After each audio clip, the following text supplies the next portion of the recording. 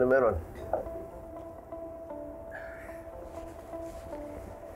Sabi ko na kay Lilet yung nararamdaman ko.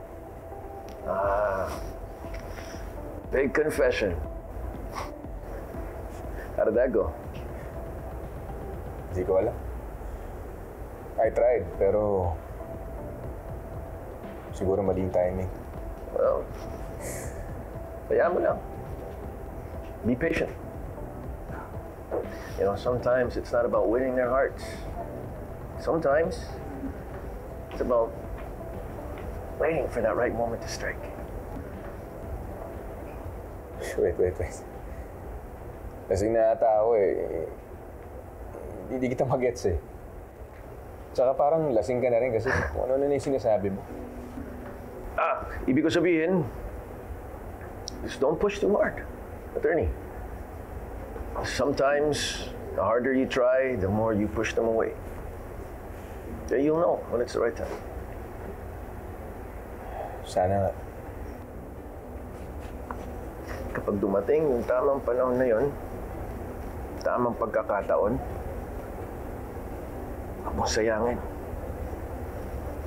Gawin mo kung ano ang pinaplano mo.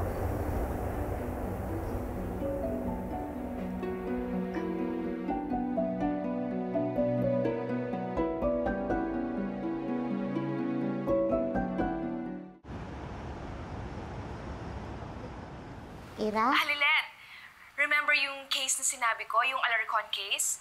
The one that I need your help with? Gusto ko sanang pag-usapan natin tonight. Okay lang ba sa'yo? Oo, okay lang. Sige, puntahan kita dun sa Keystone pag-out ko dito sa Pau, ha?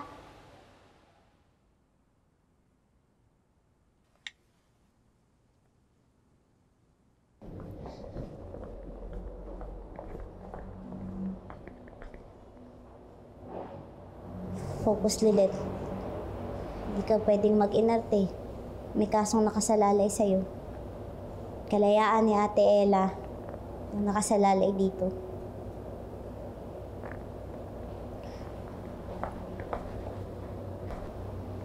Bakit ang daming chocolate wrapper dito sa basurahan ni Atty. Avalos? Yan. Kinakain niya yung pag-stress siya. Brain food or pangpakalma niya. Alam mo na. Mainit na naman ba ang ulo ng sir mo dahil nag-ghost na naman kayo ni Sir Yuzon? Sakto lang. Definitely wala pa rin siyang believe sa akin. Akala ko nga isisisi din sa akin na wala si Mr. Yuzon eh. Ganun ba talaga yun o sa akin lang? Kung nakakalampas sa'yo ang maliliit na bagay, how much more ang malalaki? Kabisado mo ah. Quotable quotes niya naman yun. Tsaka mabait naman yun. Wrong timing ka lang talaga.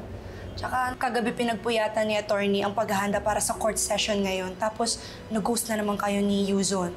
Anong gagawin niyo kay Ella ngayon?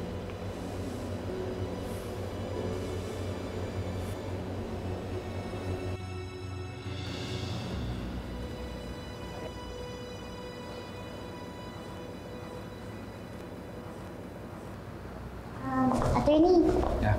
Quick update lang po. Nakapag-motion for bail na po ako sa korte para kay Ate Ella. Alright, sana ma-approve. Anything else? Para po sa inyo. Sugar-free po yan at mas healthy. Pero masarap pa din po at pwede niyo pong stress buster. Wow naman. Paano mo naman nalaman tsokolate paborito ko? Kaya po nang sabi niyo, walang simpleng impormasyon ang pwedeng makalusot sa ating mga abogado. Maraming salamat. Enjoy po. Yeah.